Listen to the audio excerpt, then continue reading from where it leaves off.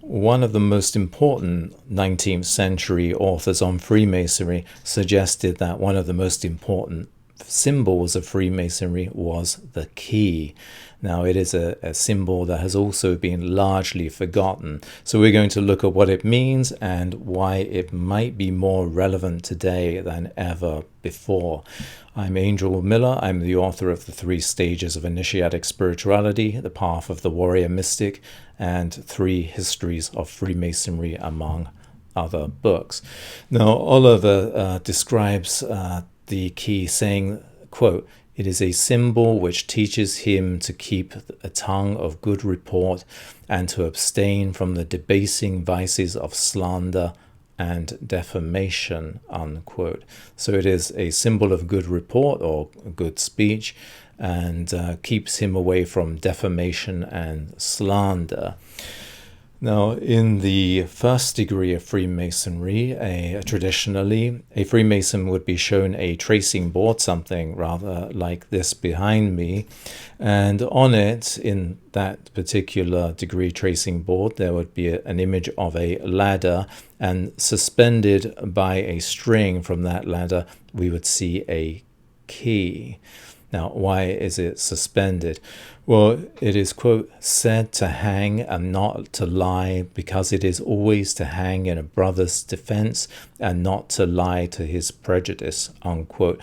Or, more succinctly, the key, representing the tongue or the voice or the words of the Freemason, should hang in a brother's defense but never lie. Well, we're going to look at why positive speech, good speech, not lying, speech in defense of others, and even the magic of the word, the magic of speech, and the association between language and sorcery. We're going to explore all of that in a minute, but if you're enjoying this content, please do like and subscribe. It helps me enormously.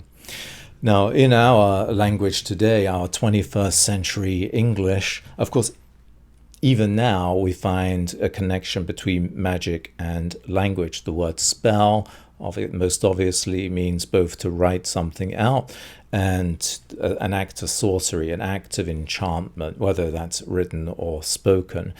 Again, grimoire, a book of magical spells or a book of magic. The word grimoire is related to our word grammar, although we must acknowledge grammar doesn't just mean, or didn't just mean, how to construct a sentence. It also meant general knowledge, which is why in England, until recently at least, you had grammar schools. They weren't just teaching you how to construct sentences, they were teaching you a general knowledge before you went on to university. So even today in modern English, and I'm sure in other languages, we can find this connection between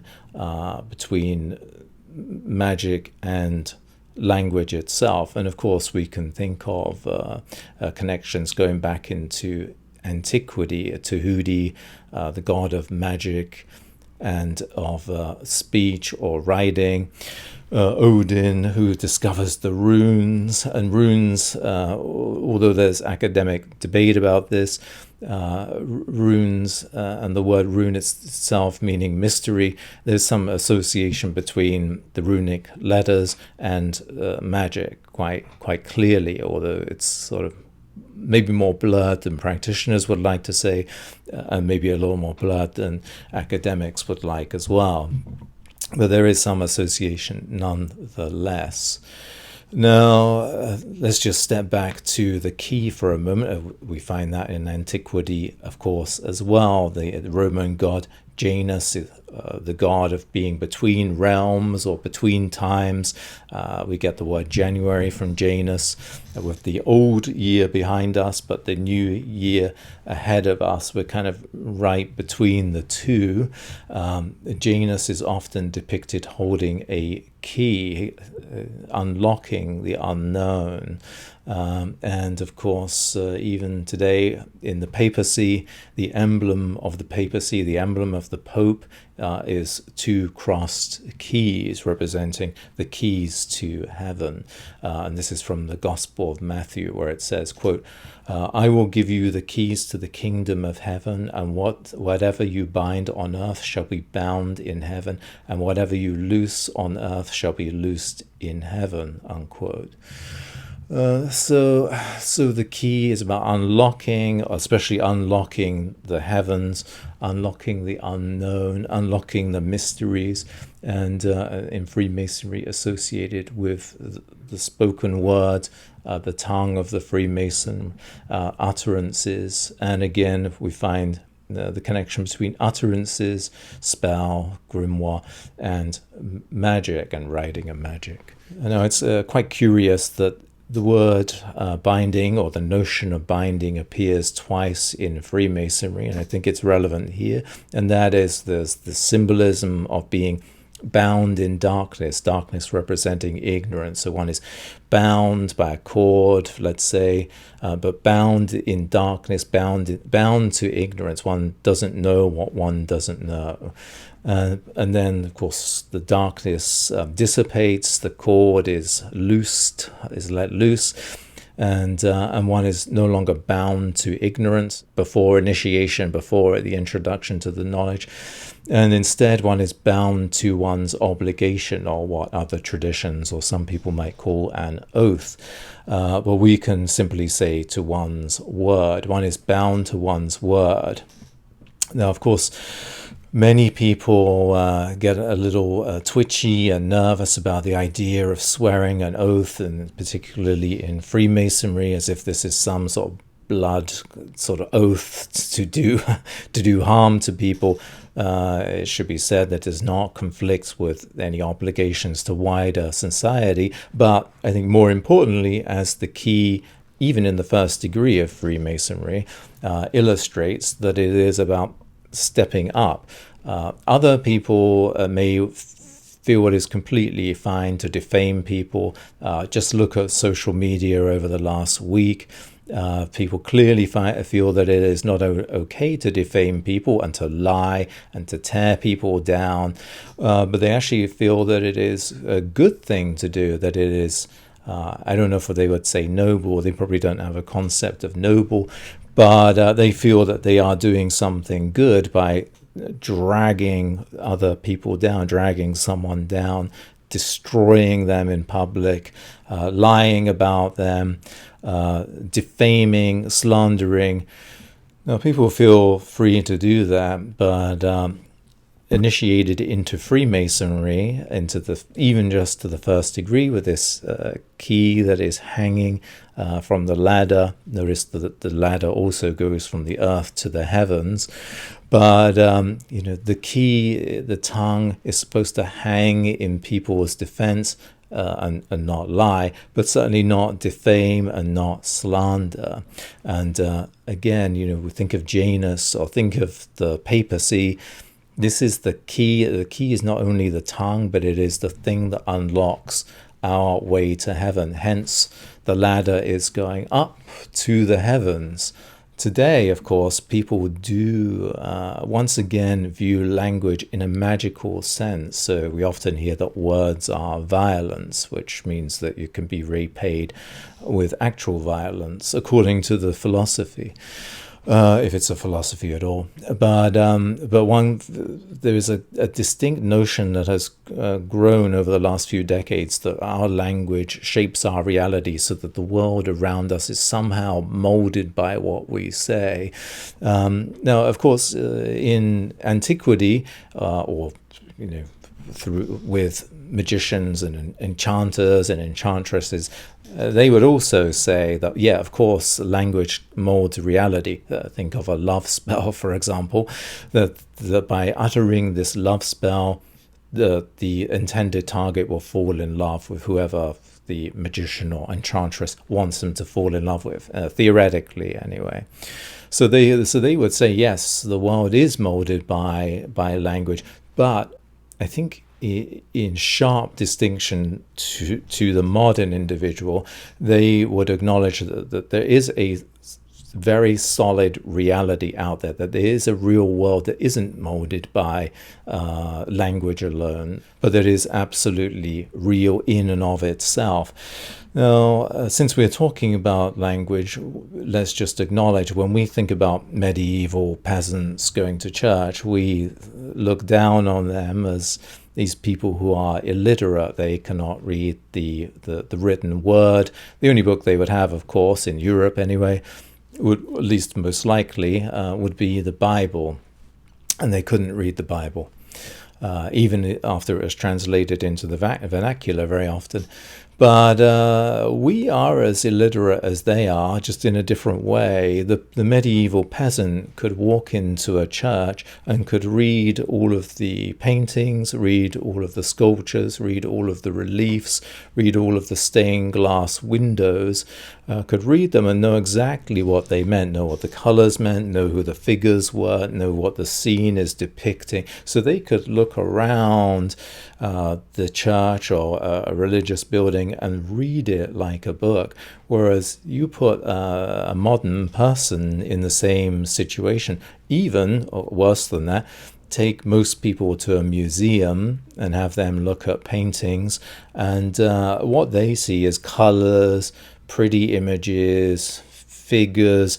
They are unable to read the meaning of the paintings, whether it's a painting of ancient Greek mythology or or biblical mythology. So we are illiterate, and we, unlike the medieval peasant, we no longer see the world as real. And this is why our belief in language, that language molds everything, where it's both wrong and, in a sense, quite dangerous, because it ends up becoming a kind of ideology rather than something practical. So let's just return to the practical in the form of the Masonic key hanging. What is it telling us, and what is it telling us in relation to initiation, where one is bound to one's word, in relation to magic, spell, grammar, magic, and language itself? Well, it is telling us, first and foremost, of course, literally, that we should not be defaming people, we should not be slandering people, we should not be dragging them down, and leave aside that this is just repugnant behavior. It also drags us down. The people who are out there lying, defaming, they are throwing away their soul. I mean, they really are. They know they're lying. They don't care that they're lying. They're going to lie, and they're going to defame, and they're going to make things up. This is not the behavior of an enlightened person. This is not the behavior of a knowledgeable person, of an intelligent person, of a person with self-control. And not to go off too much at a tangent, but there have been many ways of trying to define manhood over the years. Is it the capacity for fighting, whatever it might be? Is it being married? But I think at the end of the day, it's self-control. One can always find oneself in many circumstances of grief or destruction around you, your life destroyed, and if you react with self-control, that's how we expect men to behave. We don't expect women to behave like that, but we do expect men to behave like that. And so all of these people out there, of course, it's not just men, are behaving in a sort of anti-initiatic way, an anti-spiritual way, an anti-religious way, an anti-intellectual way. They're simply making things up. But the key, the message of the key, the symbolism of the key is telling us, we should not be defaming people. We should not be dragging people down. We should be defending people while saying the truth. But in this defending people while saying the truth, of course, there is the implication of giving the most positive interpretation. And of course, during the early 18th century, the positive thinking movement hadn't taken off, but there is clearly an awareness that one must speak well of others, speak positively. That even if it isn't affecting other people, which it often will be, but even if it isn't affecting other people, our speech affects ourselves. Hence, the key in Freemasonry is supposed to be connected to the heart. So even here we have the key, the ear, and then the heart. So the key, the tongue, the voice of the Freemason enters the ear and then goes into and lodges itself in the heart. The heart, of course, being a significant symbol or significant to many religions and esoteric and spiritual traditions, whether that's Sufism or Catholicism. We want to shape and affect our heart. So what we say in the world not only potentially can shape the world around us, but it also shapes who we are. And degrading others means that we're going to degrade ourselves. Speaking positively, uplifting others, speaking the truth. Apparently this is all much more difficult than many of us knew, but it is also essential. And it was taught in the first degree of Freemasonry because it is the foundation. Not because it is some extraordinarily esoteric and concept that we have to wrestle with and it's difficult to understand. It's the foundation, it's the ground level. And people who think they're doing magic, people who think they're initiates, people who think they're enlightened, who engage in this behavior of slander, of defaming, of dragging down, of lying, these people have not even stepped onto the foundation. It doesn't matter if they are telling me that they're a high priest or a hierophant or a 96th degree Memphis and Mizraim. It simply doesn't matter to me. These people have not even stepped onto the foundation. So you don't have to be a Freemason to learn something from the key. This is something that we should all do. It should be foundational for everyone. Well, thanks very much. If you're interested in me or my work, please check out angelmillar.com. Thanks again.